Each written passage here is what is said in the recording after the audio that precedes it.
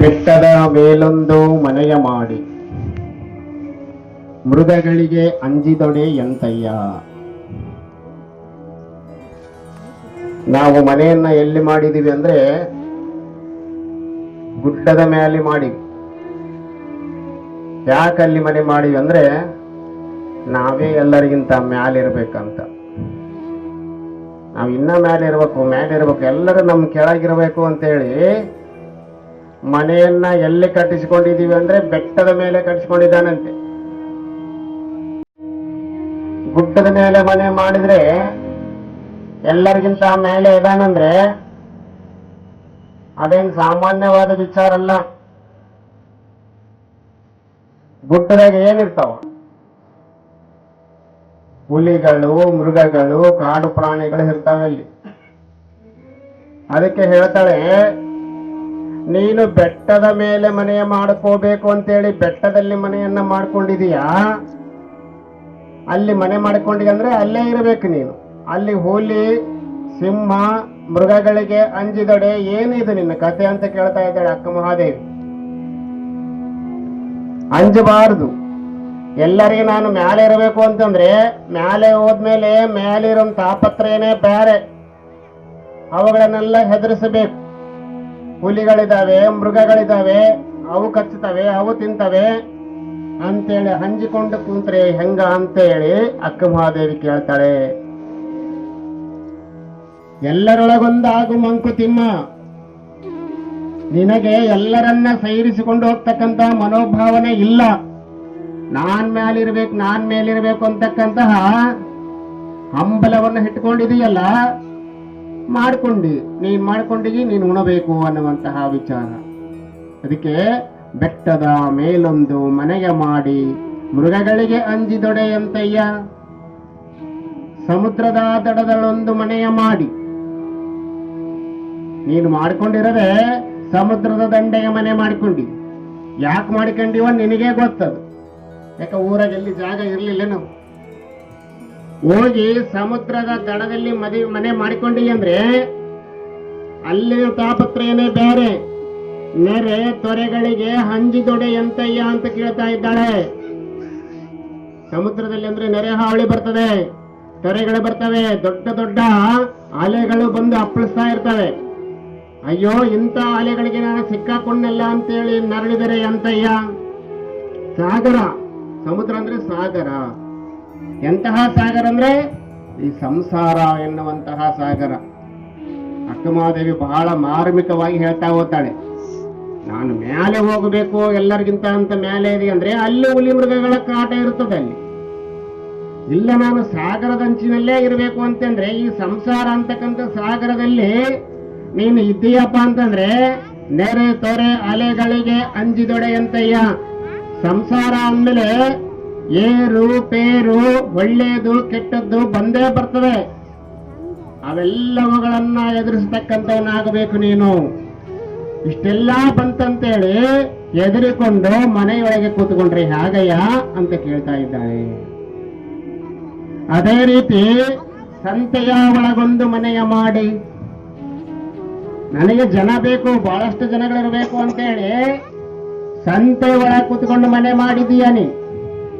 ಸಂತೆಗೆ ಏನಿರ್ತದೆ? ಯಾವಾಗಲೂ ಗಲಾಟೆ ಜಾಸ್ತಿ. ತರಕಾರಿ ಕೊಡುವಂಬೋರೇನು, ಕಾಯಿಗಟ್ಟೆ ಮಾರೋರು, ಎಲ್ಲ ನಾನಾ ಪ್ರಕಾರವಾಗಿರ್ತಕ್ಕಂಥ ಗದ್ದಲು. ನೀನು ಮನೆ ಮಾಡ್ಕೊಂಡಿರೋದೇ ಗದ್ದಲಿನಲ್ಲಿ. ಅಂತಹ ಗದ್ದಲಿನಲ್ಲಿ ಮನೆ ಮಾಡಿಕೊಂಡು ಸಂತೆಯೊಳಗೆ ಮನೆಯ ಮಾಡಿ ಶಬ್ದಕ್ಕೆ ನಾಚಿದೊಡೆಯಂತಯ್ಯ. ನಾನಾ ಪ್ರಕಾರ ಜನ ಈ ಲೋಕದಲ್ಲಿ ನೀನು ಮನೆ ಮಾಡಿಕೊಂಡಿದೀಯ ಅಂದ್ರೆ, ವಾಸವಾಗಿದ್ದೀಯ ಅಂದ್ರೆ ಎಲ್ಲಾ ಜನ ಒಳ್ಳೆಯದೇ ಹೇಳ್ಬೇಕು ಅಂತೇನಿಲ್ಲಲ್ಲ. ಎಲ್ಲರೂ ನಿನ್ನನ್ನು ಹೊಗಳಬೇಕಂತೇನಿಲ್ಲಲ್ಲ. ಎಲ್ಲರೂ ಕೊಂಡಾಡಬೇಕು ಅಂತ ಏನು ಇಲ್ಲವಲ್ಲ. ಕೆಲವರು ನಿನ್ನನ್ನು ಕೊಂಡಾಡ್ತಾರೆ, ಕೆಲವರು ಹೊಗಳ್ತಾರೆ, ಕೆಲವರು ಬೈತಾರ ಇಲ್ಲ.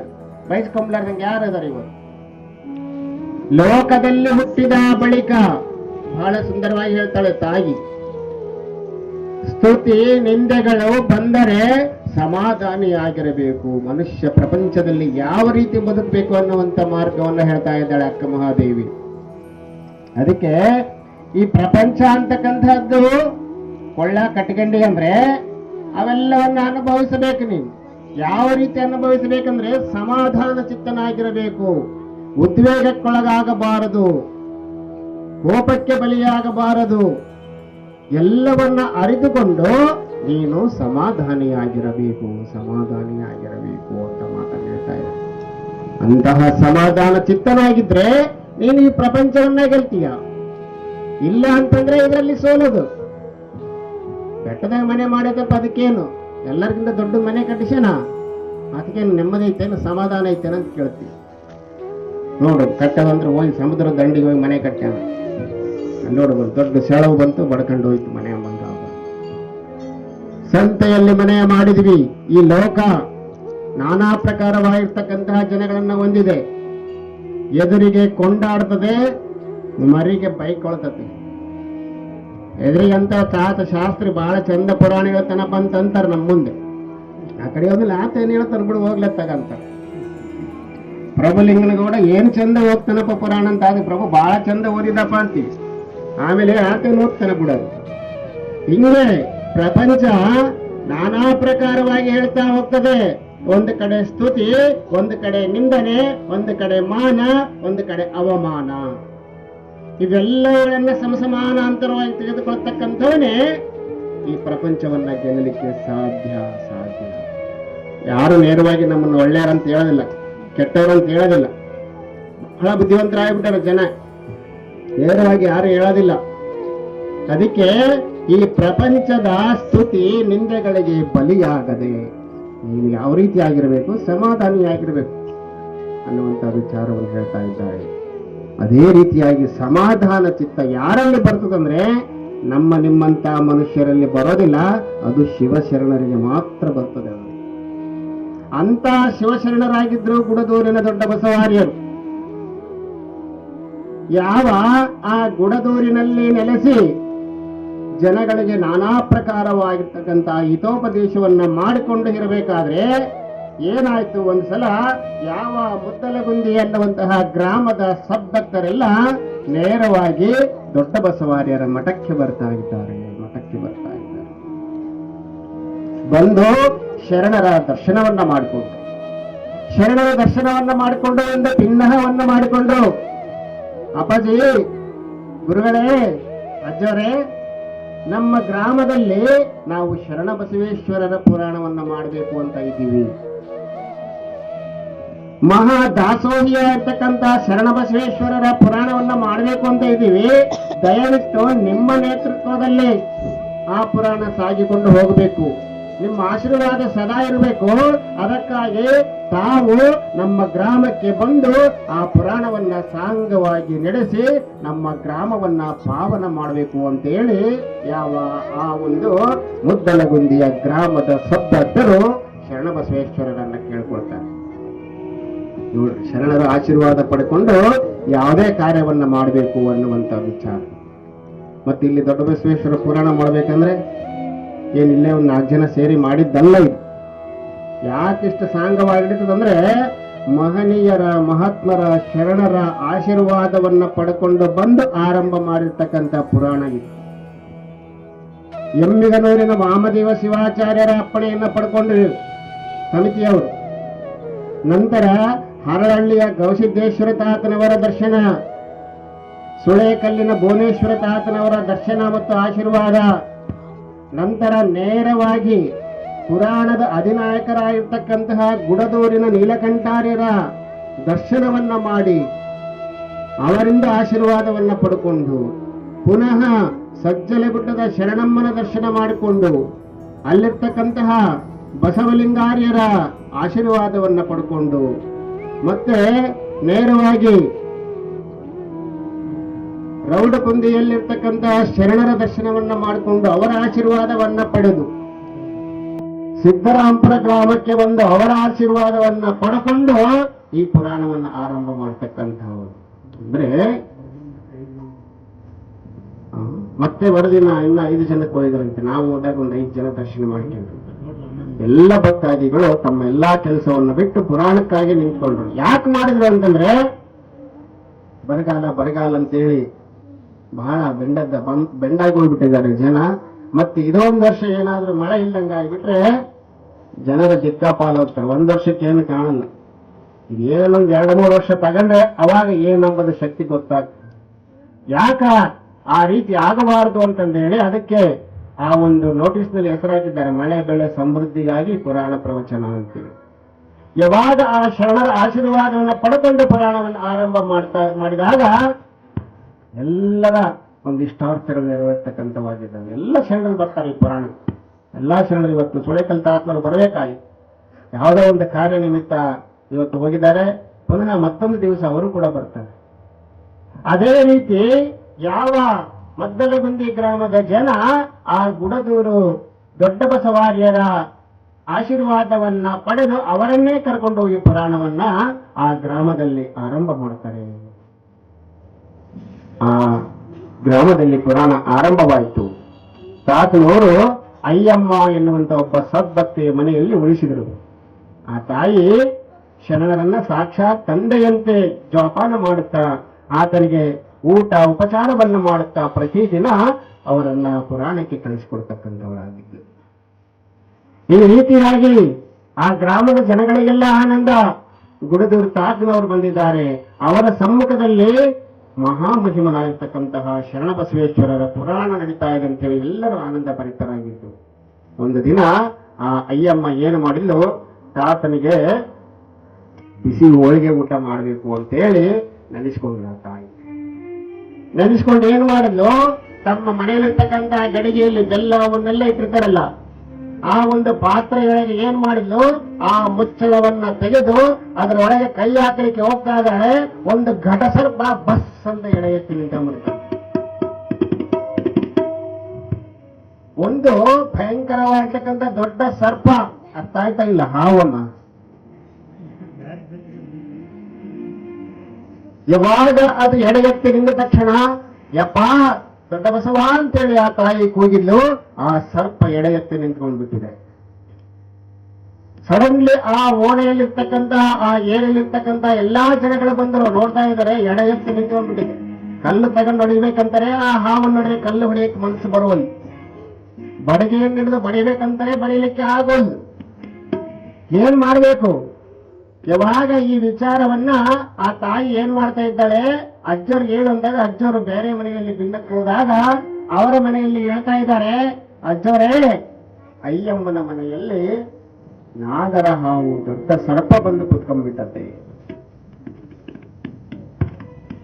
ಯಾವಾಗ ಆ ಸರ್ಪ ಬಂದು ಕೂತಿದೆ ಅಂತ ಹೇಳಿದಾಗ ಆ ದೊಡ್ಡ ಬಸವಾರ್ಯರು ಏನು ಮಾಡ್ತಾ ಇದ್ದಾರೆ, ತಮ್ಮ ಶಿಷ್ಯ ಇದ್ದ ಒಂದು ಕೈಯಲ್ಲಿ, ಯಾರು ಗುರುಲಿಂಗಪ್ಪ ಅಂತಕ್ಕಂಥ ಒಬ್ಬ ಶಿಷ್ಯ ಇದ್ದ.